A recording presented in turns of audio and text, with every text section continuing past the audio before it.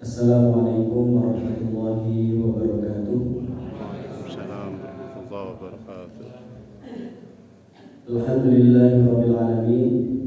Wassalatu wassalamu ala asyrafil anbiya wal mursalin wa ala alihi wa sahbihi wa man da'a bi da'watihi wa iltazama bi tariqatihi wa darasa al-khutah wa ja'ala al-aqidata al-islamiyyah asasan li fikratihi wa masdara ahkamihi wa biyasil a'malihi. Allahumma shalli ala sayyidina Muhammad wa ala ali sayyidina Muhammad. Alhamdulillahilladzi bi ni'matihi tatimmu shalihat. Alhamdulillahirabbil alamin. Bapak Ibu yang dirahmati Allah Subhanahu wa taala, pertama tentu kita panjatkan puji syukur kepada Allah Subhanahu wa taala, Tuhan yang telah memberikan kita kesempatan, kesehatan dan juga kelapangan hati sehingga pada malam hari ini kita bisa melaksanakan sholat maghrib berjamaah. Kemudian sembari menunggu isya, kita sedikit sharing ataupun membahas terkait tentang ulumul Quran.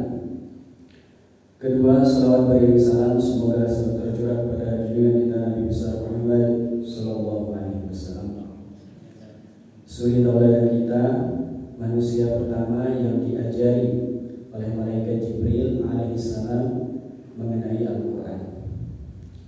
Bapak Ibu sekalian, jadi ini kali kedua ya, jadi pembelajaran kedua bagi saya.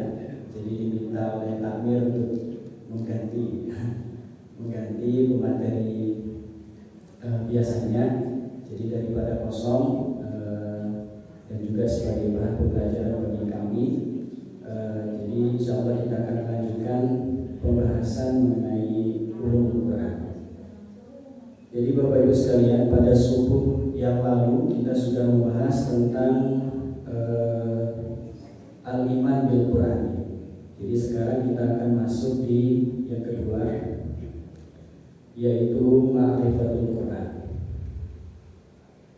Jadi saya sebelum saya jelaskan mengenai ini, saya sedikit ada kisah pengalaman pribadi.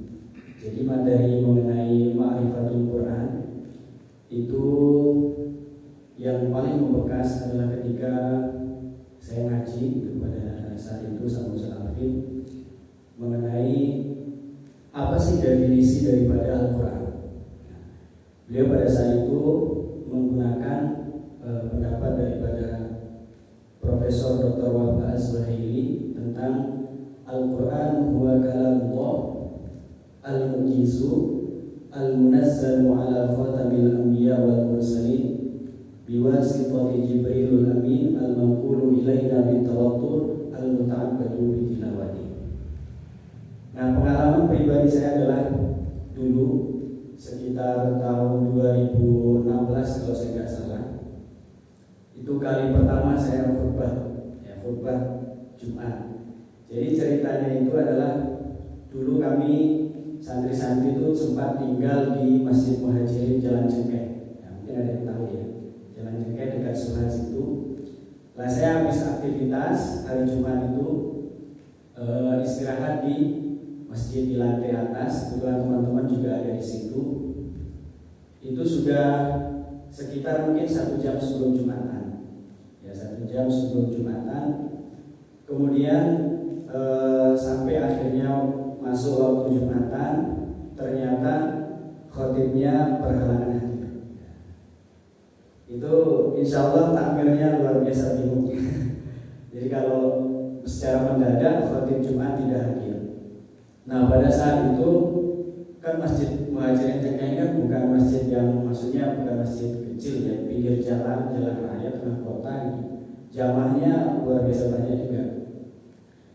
Singkat kata, singkat cerita, tidak ada pilihan lain yang jadi khotib, pilihannya cuma saya. Jadi pilihannya cuma saya, dan pada saat itu saya belum pernah khutbah Jumat sama sekali. Dan yang terlintas di benak saya adalah ya ini definisi Al-Quran ini. Jadi pada saat itu khutbah Jumat pertama kali yang saya ingat betul yang saya sampaikan adalah definisi daripada Al-Quran. Itu modal nekat, ya kan lucu juga kalau mohon maaf khotibnya nggak datang sehingga Jumatannya kita tiadakan, kan lucu gitu. Jadi makanya Nah, Bapak Ibu sekalian, kita akan membahas terkait tentang ma'rifatul Quran. Insyaallah Bapak Ibu, saya yakin kalau ditanya tentang Al-Quran pasti sudah tahu. Ya, Quran itu apa? Insyaallah sudah tahu. Cuman mungkin kita sedikit perdalam supaya pengenalan kita ini menghadirkan, kalau bahasa guru kami adalah sebuah kecintaan yang makin tinggi, kecintaan yang makin besar tentang Al-Quran. Karena pengenalan kita yang benar tentang Al-Quran. Jadi kalau kita ditanya Al-Quran itu apa? Maka jawabannya adalah, para ulama beda-beda, cuman yang jami dan mani itu adalah apa yang disampaikan oleh Profesor Dr. Wahbah Az-Zuhaili. Itu beliau kemudian menjawab, Al-Quran huwa kalamullah, firman Allah. Al-mu'jizu, yang sifatnya dia adalah sebagai mukjizat. Al-munazzalu ala khatamil anbiya wal mursalin biwasitati Jibrilul Amin, yang diturunkan kepada penutup para nabi dan rasul melalui perantara malaikat Jibril. Al-manqulu ilaina bitawattur, yang sampai kepada kita secara mutawatir. Al-muta'abbadu bitilawati, dan membacanya itu bernilai sebagai sebuah ibadah. Jadi ada 5 definisi yang 5 poin yang akan kita bahas mengenai ma'rifatul Quran ini. Yang pertama adalah, dan ini sebagai bukti bahwasanya Al-Quran ini adalah sesuatu kalam yang sangat-sangat mulia. Pertama, Al-Quran itu adalah kalamullah. Maknanya adalah Al-Quran merupakan firman yang disandarkan kepada Allah Subhanahu wa taala, baik lafaz maupun makna. Jadi ini bedanya antara Al-Quran dengan hadis, baik hadis qudsi maupun hadis yang lain. Jadi kalau Al-Quran itu secara makna dan lafaz ia disandarkan langsung kepada Allah Subhanahu wa taala. Kalau hadis itu maknanya, lafaznya itu adalah yang diucapkan oleh baginda Rasulullah Muhammad sallallahu alaihi wasallam. Al-Quran menjadi kalam yang paling mulia karena disandarkan pada Allah Subhanahu wa taala, Sang Pencipta dan Penguasa alam semesta. Allah Ta'ala berfirman, dan jika seorang di antara orang-orang musyrik itu meminta perlindungan kepadamu, maka lindungilah dia supaya ia sempat mendengar firman Allah Subhanahu wa taala, kemudian antarkanlah ia ke tempat yang aman baginya. Demikian itu disebabkan mereka kaum yang tidak mengetahui. Jadi di sini redaksi yang kita highlight itu adalah kalamullah. Jadi Quran ini adalah kalamullah. Untuk lebih memahami bahwa Al-Quran ini mulia karena statusnya itu adalah kalamullah, kami ketika mengkaji ini diberikan sebuah contoh bahwa misalkan seperti ini Bapak Ibu sekalian. Kalau misalkan saya berkata misalkan nasi goreng enak, bakso enak, saya cuma berkata seperti ini. Kira-kira perkataan saya ini bernilai luar biasa atau biasa saja? Biasa saja. Tapi dulu waktu Presiden Amerika Serikat Barack Obama datang ke Indonesia, masih ingat ya? Pada saat itu beliau berkata dengan bahasa Indonesia dengan redaksi hampir sama dengan yang saya ucapkan tadi. Apa yang terjadi? Menjadi sebuah kalam yang bernilai, menjadi sebuah kalam yang berbobot. Itu jadi headline di beberapa berita baik nasional maupun internasional. Artinya apa? Artinya bahwa status ataupun nilai suatu ucapan, nilai suatu kalam itu sangat bergantung kepada siapa kalam itu disandarkan. Ya. Jadi kalau sebuah nasihat kemudian disandarkan pada ulama yang masyhur misalkan, maka dia akan juga bernilai. Ya. Apalagi Al-Quranul Karim yang langsung disandarkan kepada Allah Subhanahu wa taala, Pencipta alam semesta. Jadi pertama, kalamullah itu artinya bahwa Al-Quran ini adalah sesuatu yang disandarkan kepada Allah Subhanahu wa taala. Kemudian yang kedua, yaitu bahwa Al-Quran ini adalah statusnya adalah mu'jiz, ya, mu'jiz. Pakai jim ya. Jadi hati-hati kalau misalkan kasih nama anak atau manggil anak, misalkan namanya Aziz, ya, jangan Aziz. Ya, misalkan Abdul Aziz, yang benar Abdul Aziz, bukan Abdul Aziz. Pakai jim. Kalau pakai jim, soalnya artinya bertolak belakang. Kalau Aziz artinya adalah maha perkasa, kuat. Kalau Aziz itu artinya lemah, kan tolak belakang. Jadi mu'jiz artinya adalah yang melemahkan. Kenapa disebut melemahkan? Ya, jadi karakteristik dari mukjizat-mukjizat para nabi itu adalah melemahkan apa yang lagi ngetren, apa yang lagi viral di masyarakat pada saat itu sebagai bukti bahwasanya dia adalah utusan daripada Allah Subhanahu wa taala. Al-Qur'an ini adalah mukjizat yang menjadi bukti atas kenabian dan kerasulan Nabi Muhammad SAW. Mukjizat ini artinya adalah melemahkan apa-apa yang bertentangan dengan Al-Quran. Bukti kemukjizatan Al-Quran ini banyak sekali, ya. Kitab suci yang orisinil dan terjaga. Insya Allah nanti kita akan perdalam di bagian Al-Manqulu Ilaina Bitawatur tentang bagaimana Al-Quran ini adalah orisinil, sebagaimana pada saat awal diturunkan kepada Rasulullah SAW dan juga para sahabat. Dihafal oleh jutaan kaum muslimin, ya, dihafal oleh jutaan kaum muslimin dan terjaga sampai sekarang. Berbeda dengan kitab suci yang lain. Salah seorang ulama Ibnu Qayyim itu ketika menjelaskan tentang fadilah menghafal sekalian, itu menghadirkan bahwasanya menghafal atau kemampuan menghafal firman dari Tuhan itu adalah salah satu daripada keutamaan yang diberikan kepada umat Nabi Muhammad SAW. Adapun umat-umat terdahulu jarang yang hafal Al-Quran, ya. Jarang yang hafal firman Tuhan. Ya. Sekalinya ada yang hafal, ya, itu dijadikan anak Tuhan, ya, ada di surat At-Taubah yang dianggap sebagai anak daripada Tuhan, ya, gara-gara dia hafal Taurat, ya. Kemudian bukti lain bahwasanya Al-Quran ini adalah mukjizat, dia mengandung khobar masa depan yang mengandung kebenaran. Khobar itu artinya berita. Salah satu di dalam Al-Quran yang bernilai khobarnya kebenaran, semuanya sih bernilai kebenaran, namun yang sudah terbukti di dunia itu adalah ketika Allah Subhanahu wa taala berfirman di surat Ar-Rum tentang bagaimana kemudian bangsa Persia ini akan takluk di tangan Romawi. Ya, itu kalau kita baca tafsirnya, di situ Abu Bakar sampai taruhan, ya. Dulu masih boleh taruhan, ya. Sebelum turunnya firman Allah yang mengharamkan judi dan khamar itu gandeng, ya. Jadi kalau sekarang taruhan nggak boleh, apalagi musim Piala Dunia, nggak boleh kita taruhan.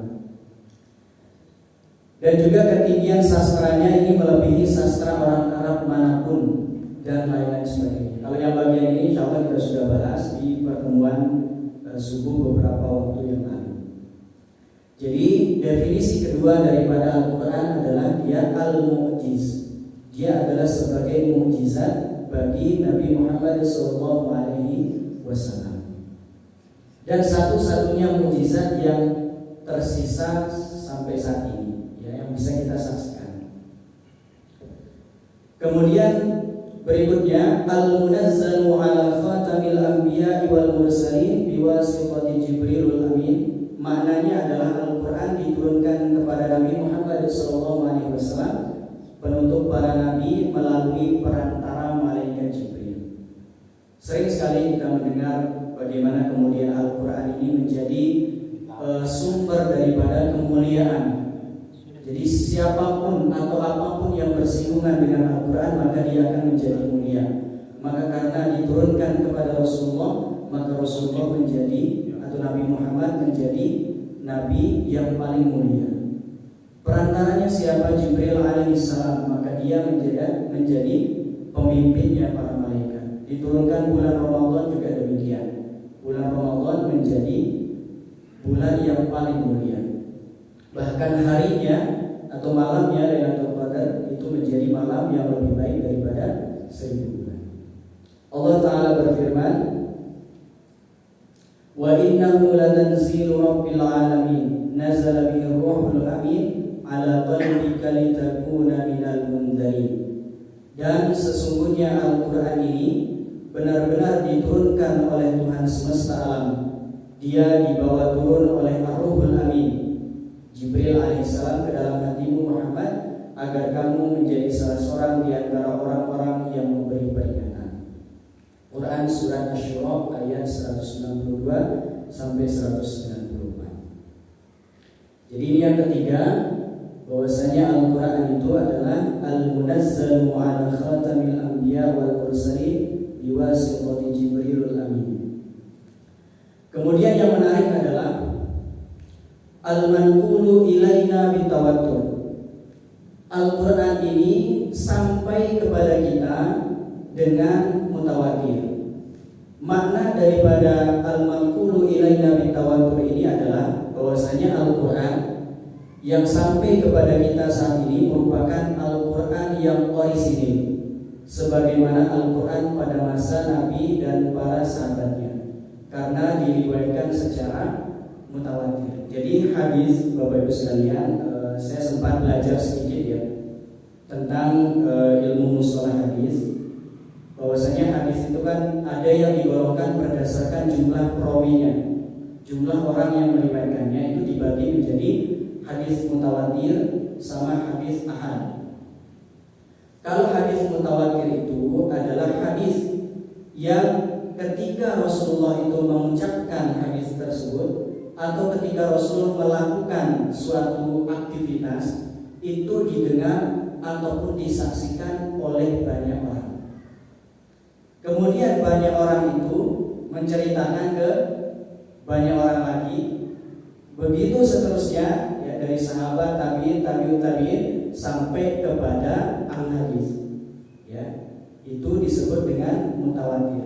Dan Al-Quran itu sendiri, Bapak Ibu sekalian, itu sampai kepada kita itu dengan mekanisme mutawatir. Adapun riwayat Al-Quran yang ahad itu ditolak. Ya. Jadi dalam proses pembukuan penulisan Al-Quran itu seleksinya tidak hanya ketat, tapi super ketat. Jadi ketika masa pembukuan Al-Quran itu orang yang mau menyetorkan Al-Quran untuk ditulis kepada ketua panitianya pada saat itu, Zaid bin Thabit, itu dia harus hafal plus datangkan saksi plus ada bukti tulisannya, plus ada bukti tulisannya. Dan Allah Subhanahu wa Ta'ala pun sudah menjamin keorisinilan Al-Quran ini, bahwasanya inna nahnu nazzalna dzikra wa inna lahu lahafizun. Sesungguhnya kamilah yang menurunkan Al-Quran dan sesungguhnya kami benar-benar memeliharanya. Jadi apa yang hadir ya kita yang kita baca saat ini itu adalah Al-Quran yang orisinil, yang memang ada sejak zaman Nabi Muhammad SAW. Tidak ada yang namanya penyelewengan. Berbeda dengan kitab suci yang lain. Dulu saya pernah baca sebuah buku kecil ya. Kebetulan yang nulis kakak kelas itu judulnya Salvation ya, keselamatan. Itu di situ dijelaskan bagaimana problem daripada kitab suci selain Al-Quran. Bahwasanya problemnya itu adalah terjadi penyelewengan dan ketiadaan riwayat. Dan ketiadaan riwayat. Nah, ini yang lebih detail. Apa itu mutawatir? Ini kami kutipkan di dalam Qawaid Asasi fi Ulumil Quran. Ini di bab atau bagian tentang anwa'ul qiraat bihasabi tsubut.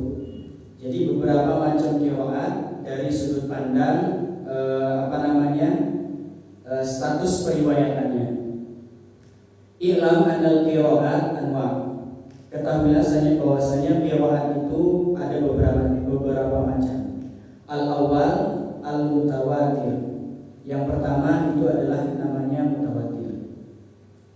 Wa huwa ma naqluhu jam'un, yaitu apa yang disebut dengan mutawatir, yaitu yang dinukilkan oleh jam'un, banyak orang. La yumkinu tawaquhum, yang mana banyak orang ini mustahil dia bersepakat alal kadhib, untuk berbohong. An mislihim ila muntaha, dari awal sampai akhir. Jadi maksudnya adalah mutawatir itu sekali lagi apa yang saya jelaskan di awal tadi, bahwa dia diriwayatkan oleh banyak orang di tahap yang pertama, kemudian diceritakan banyak orang lagi, begitu seterusnya tanpa terputus. Wa ghalibul qiraat, dan biasanya atau lazimnya qiraat yang ada itu adalah kadzalik, yaitu dia statusnya adalah mutawatir. Ya. Jadi ini yang maksudnya adalah al-maqulu ilaina bitawatur. Dan kita harus benar-benar bersyukur bahwasanya kitab suci kita atau di dalam dunia Islam sendiri itu ada mekanisme periwayatan. Jadi itu hampir di peradaban lain, di agama lain itu jarang kita temukan atau bahkan mungkin nggak ada. Maka sehingga kisah-kisah yang biasanya dihasilkan dari agama lain ataupun peradaban lain itu rata-rata khurafat, ya. Rata-rata tahayul, katanya, ya. Nah ini masih membahas tentang mutawatir, karena dia kenapa kok konteksnya hadis, karena pembahasan mutawatir ini sangat erat kaitannya dengan pembahasan hadis. Jadi hadis mutawatir mempunyai 4 syarat. Yang pertama adalah rawi-rawinya sifat dan mengerti terhadap apa yang dikabarkan dan menyampaikannya dengan kalimat. Sandaran penyampaiannya kepada sesuatu yang konkret seperti penyaksian atau mendengar langsung seperti sami'tu. Jadi kalau panjenengan pernah atau sering baca hadis kan ada sami'tu, kemudian sami'na, ra'ayna. Jadi memang langsung mendengar, okay? Langsung mendengar dan langsung melihat. Itu baru levelnya mutawatir, ya. Kalau dengar lewat video gimana? Nggak ada ya, karena dulu belum ada video, ya. Bilangan atau jumlah mereka banyak, yang mana mustahil menurut adat mereka untuk berdusta. Keempat, bilangan yang banyak ini tetap demikian dari mulai awal sampai pertengahan sampai akhir. Maksudnya adalah misalkan di bagian sahabat dia jamak, jadi banyak orang. Kemudian tabi'in juga banyak.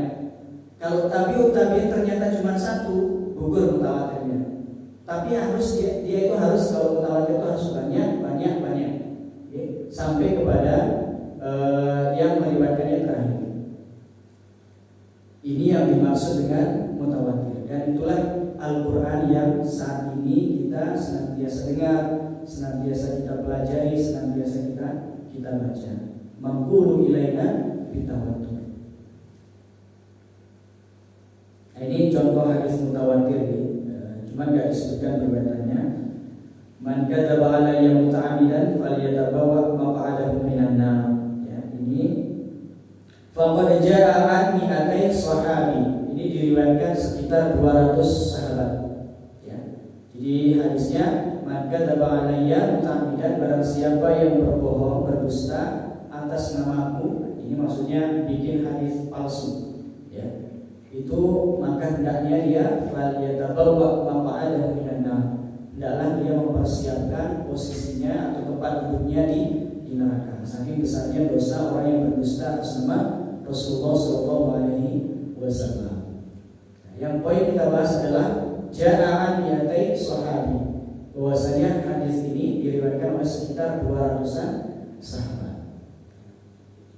Sehingga statusnya menjadi mutawatir. Nah, istilah mutawatir ini erat kaitannya dengan ilmu riwayat sanad. Sanad adalah salah satu karunia terbesar dari Allah Subhanahu wa taala kepada umat Islam. Melalui metodologi ini, orisinalitas Al-Quran dan hadis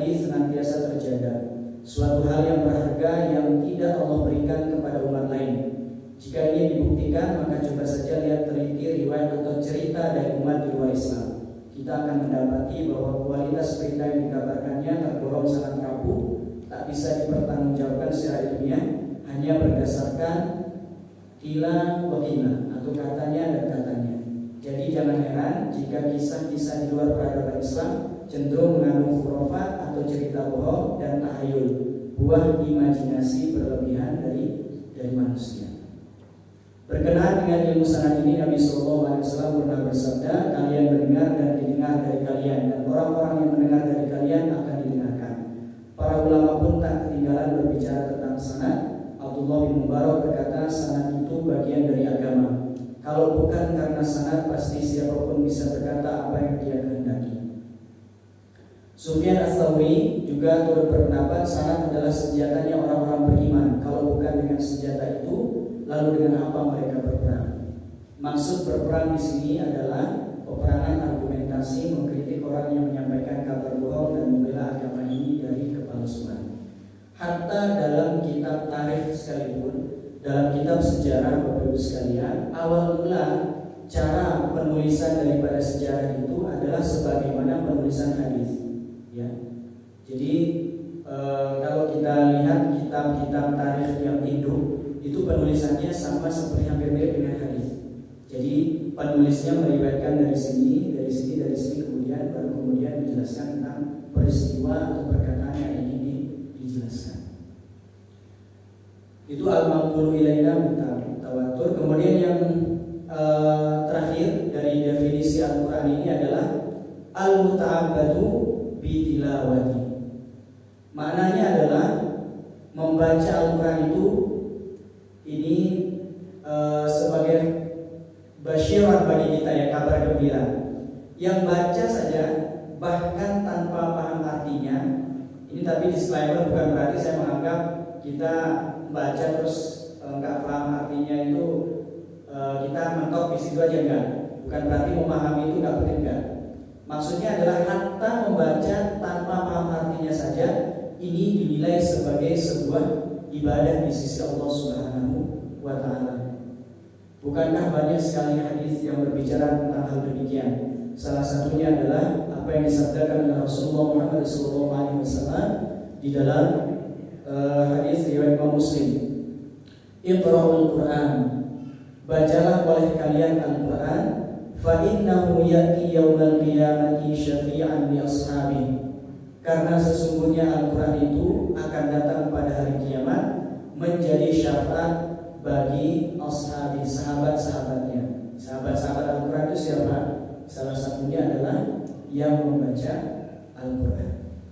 Jadi oleh karenanya membaca saja tanpa tahu artinya itu sudah dihitung ibadah di Allah Subhanahu wa Ta'ala. Apalagi dengan mengetahui artinya, apalagi dengan memahami tafsirnya. Ya, maka alhamdulillah di masjid ini kalau kita lihat di jadwal kajiannya kan lumayan lengkap membahas tentang tafsir. Kemarin juga pekan lalu saya sempat ikut, Masya Allah. Jadi itu adalah bagian daripada ibadah kita di Allah Subhanahu wa Ta'ala. Dan perlu kita ketahui Bapak Ibu sekalian bahwasanya tilawah Al-Quran ini merupakan wirid atau zikir terbaik. Ya, wirid ataupun zikir terbaik. Imam An-Nawawi dalam kitab At-Tibyan menjelaskan ini di bagian awal, dan sekaligus maqalah ini ataupun takbir ini saya sempat dulu nyusun modul tajwid yang untuk diajarkan. Itu saya jadikan takbir ini sebagai pembuka modul tersebut. Apa kata Imam An-Nawawi dalam kitab At-Tibyan? Wa'ala, ketahuilah, annal madhaba, sesungguhnya madhab-madhab as-sahihah, yang sahih, al-mukhtar, yang terpilih, alladhi alaihi man yu'tamadu minal ulama, yang menjadi pilihan para ulama, anna qira'at al-Qur'ana, bahwasanya mereka semua berpendapat membaca Al-Quran afdalu minat tasbih, lebih afdal daripada tasbih, wa tahlili, dan juga tahlil, wa ghairihima minal azkar, dan zikir-zikir yang lain. Wa qad tadhahar al-adillatu ala dzalik wallahu a'lam.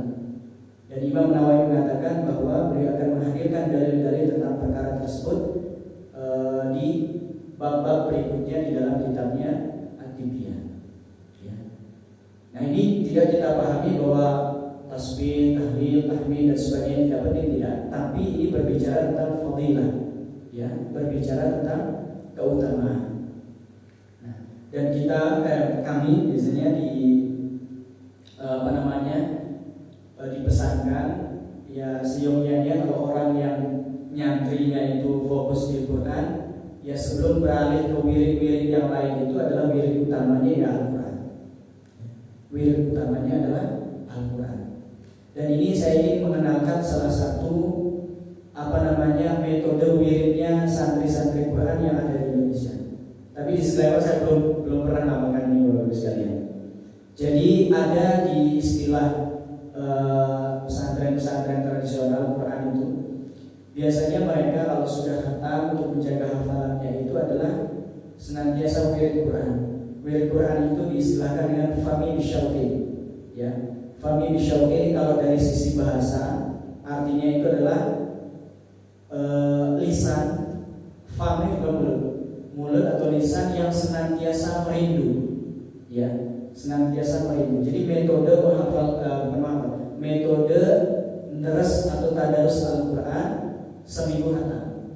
Ya, seminggu khatam. Fami bisyauqin ini dari rentetan huruf fa, mim, ya, ba, shin, ro, qaf, 7 huruf. Jadi fa itu artinya adalah maksudnya hari pertama itu Al-Fatihah sampai An-Nisa. Kemudian mim Al-Maidah sampai At-Taubah.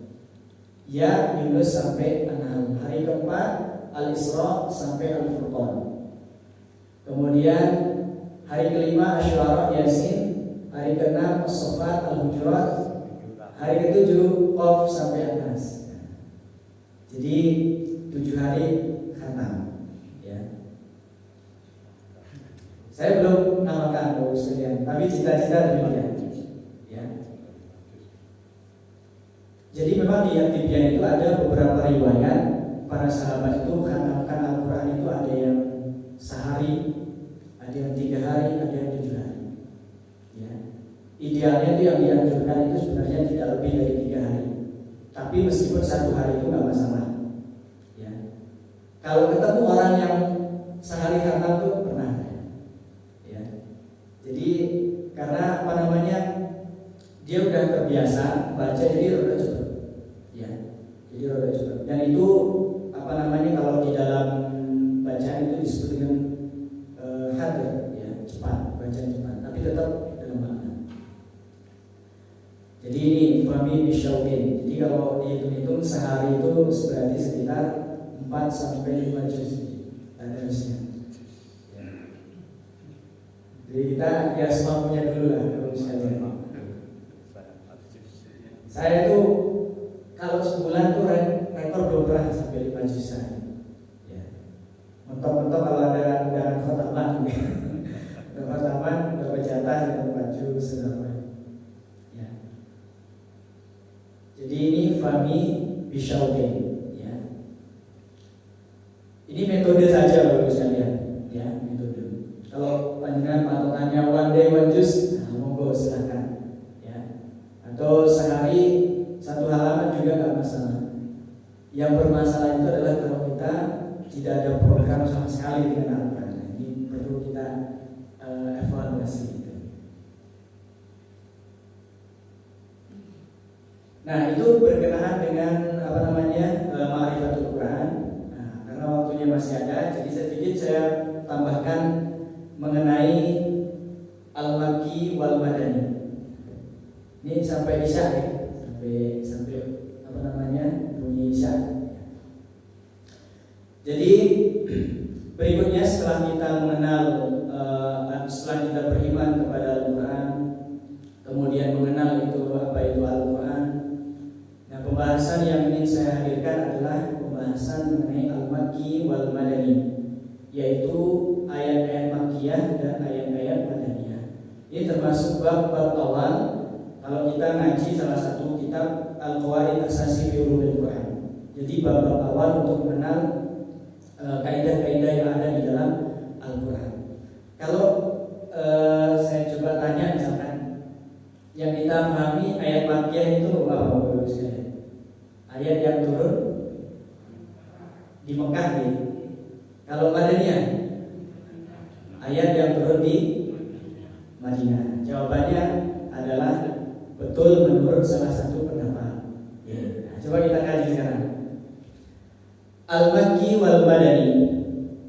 Ikhtilaful ulama, para ulama ikhtilaf, berbeda pendapat fil Makki wal Madani tentang pendefinisian Makkiyah dan Madaniyah, dan pendapatnya di sini nanti ala salah satu awal. Ada beberapa pandangan. Asyhuruha, dan yang paling masyhur ini menurut Sayyid Muhammad, penulis kitab ini, Anal Makki, bahwasanya Makkiyah itu adalah ma nazala qabla al-hijrati, adalah ayat-ayat yang turun sebelum peristiwa hijrah. Jadi stressingnya bukan di tempat, tapi di waktu. Ini pendapat yang pertama. Wal Madani, dan Madani, ma nazala ba'daha, apa yang turun setelah peristiwa hijrah. Sawaan, sama saja, nazala di Makkah al-Mukarramah ambil Madinah al-Munawwarah, sama saja walaupun dia turun di Mekah ataupun di Madinah, selama waktunya adalah kalau sebelum hijrah dia terkategori Makkiyah, kalau dia setelah hijrah maka dia terkategori Madaniyah. Ya.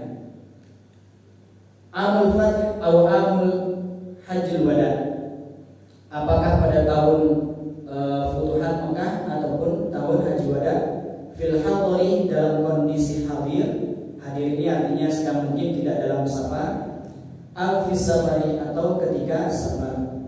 Hadza wal ashab fi ta'rifihima, dan ternyata pendapat inilah yang asal, yang diunggulkan oleh Sayyid Muhammad dan jumhur ulama. Jadi patokannya adalah di waktu.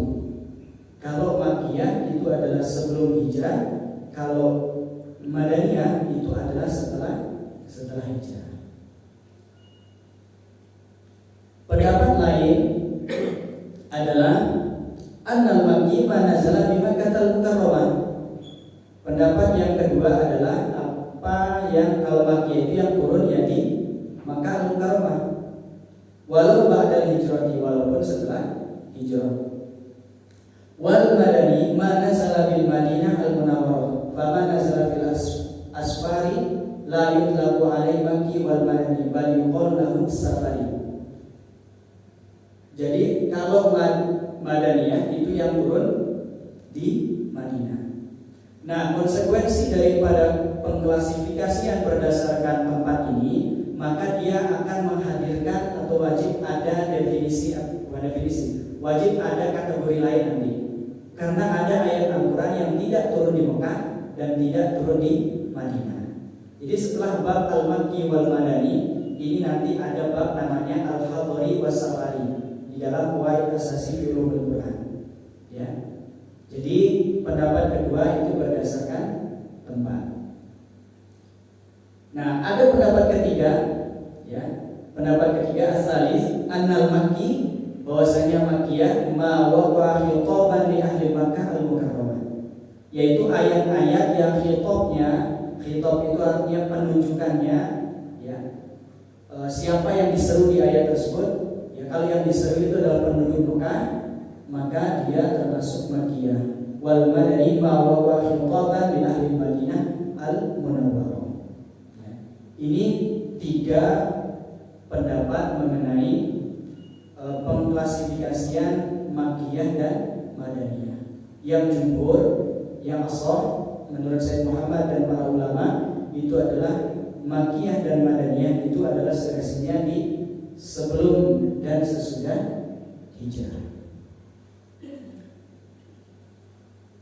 Nah, kemudian tanda-tanda kalau kita ingin ketahui ya Makkiyah atau Madaniyah itu seperti apa, di sini disebutkan waqad dzakara ulama lil Makki wal Madani alamat. Ya. Para ulama telah menyebutkan beberapa tanda-tanda.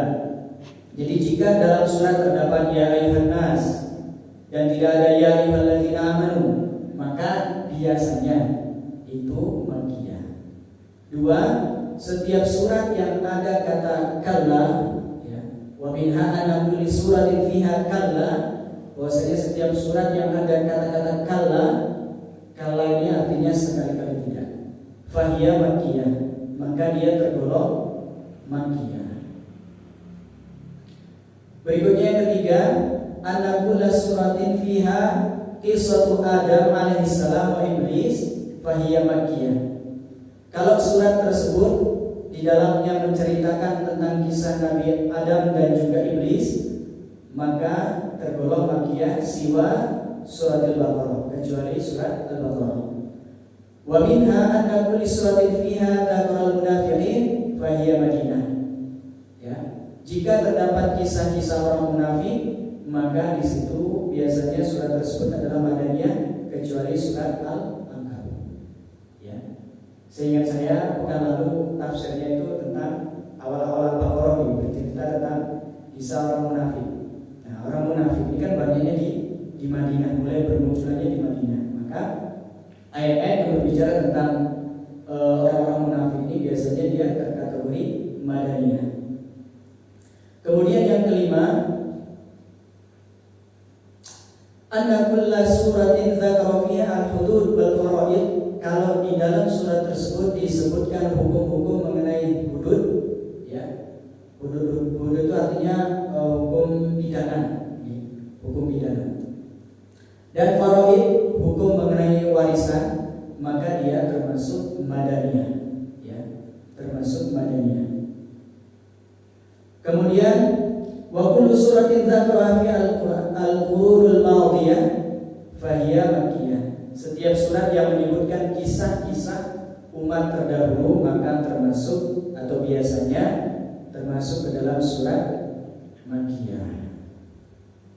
Nah, ini beberapa surat madaniyah dan makkiyah. Jadi 29 surat itu madaniyah, nazalat fil Madinah al-Munawwar 29 surah, 29 surat, dan sisanya 85 itu adalah makkiyah. Ya. Di sini 29 itu Al-Baqarah, Al-Imran, An-Nisa dan seterusnya. Al-Qadr, An-Nasr, Al-Mu'awizatan. Mu'awizatan artinya adalah dua pelindung, yaitu Al-Falaq dan juga An-Nas. Nah, sebenarnya tujuan kita memahami makkiyah dan madaniyah itu apa? Para ulama kok bahasnya seperti kok dibahas tujuannya apa? Semuanya Bapak Ibu sekalian pasti ada yang ingin dicari atau ada faedah yang dicari.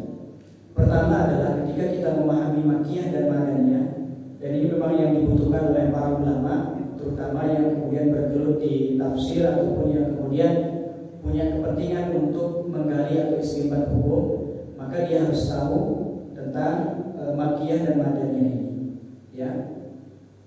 Untuk apa? Membedakan ayat yang menasakh dan mana yang dinasakh. Ya. Jadi nasih mansukh dalam istilah usul fikih itu.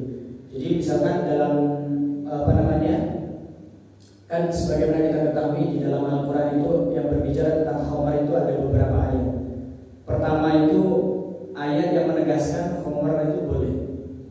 Kemudian ayat kedua jangan mabuk dalam kondisi sholat.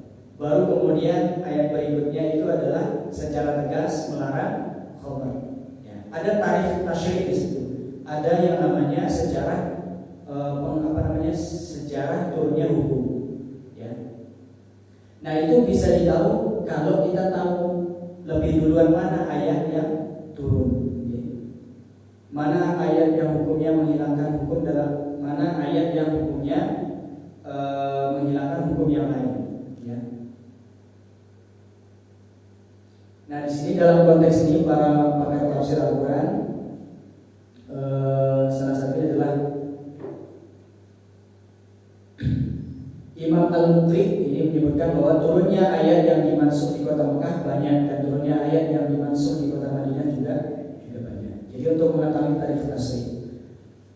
Kemudian faedah kedua adalah untuk mengetahui secara global tarikh tasyrik sama. Kemudian ketiga, untuk semakin menguatkan kepercayaan atas validitas dan originalitas Al-Quran yang kita terima dan selalu kita baca hari ini, yang terhindar dari perubahan dan penyelewengan redaksional maupun hukum-hukumnya. Ya. Jadi bahkan turun di bumi mana Al-Quran ini, itu sekali lagi para ulama itu menaruh perhatian. Bahkan bukan bukan gak ada kerjanya, huruf Al-Quran itu dihitung, Bapak sekalian. Ada kitabnya sendiri. Ya. Itu menghitung huruf Al-Quran. Ini belum bisa. Kurang 3 menit. Ya, dikit lagi ya. Kalau enggak langsung selesai. Kemudian ini sudah baru sebenarnya. Ya. Tidak apa. Jadi barunya enggak usah aja. Jadi ini berbicara tentang awaluma nazar. Ayat atau surat mana yang pertama turun. Ya, ini juga ada ikhtilaf di situ, dan masya Allah itu nanti bagaimana para ulama menggabungkan riwayat yang seolah-olah bertentangan, itu nanti akan kita dapatkan faedahnya. Jadi mungkin itu saja yang bisa kami sampaikan Bapak Ibu sekalian mengenai ulumul Quran pada malam hari ini. Kita sudah membahas ma'rifatul Quran dan juga pembahasan mengenai al-Makki wal Madani. Semoga apa yang kami sampaikan menambah kecintaan kita kepada Al-Quran. Kalau ada yang benar maka itu datang dari Allah Subhanahu wa taala. Kalau ada yang keliru maka itu adalah kekurangan dari kami pribadi. Kurang lebihnya kami mohon maaf. Sekian, wassalamualaikum warahmatullahi wabarakatuh. Waalaikumsalam.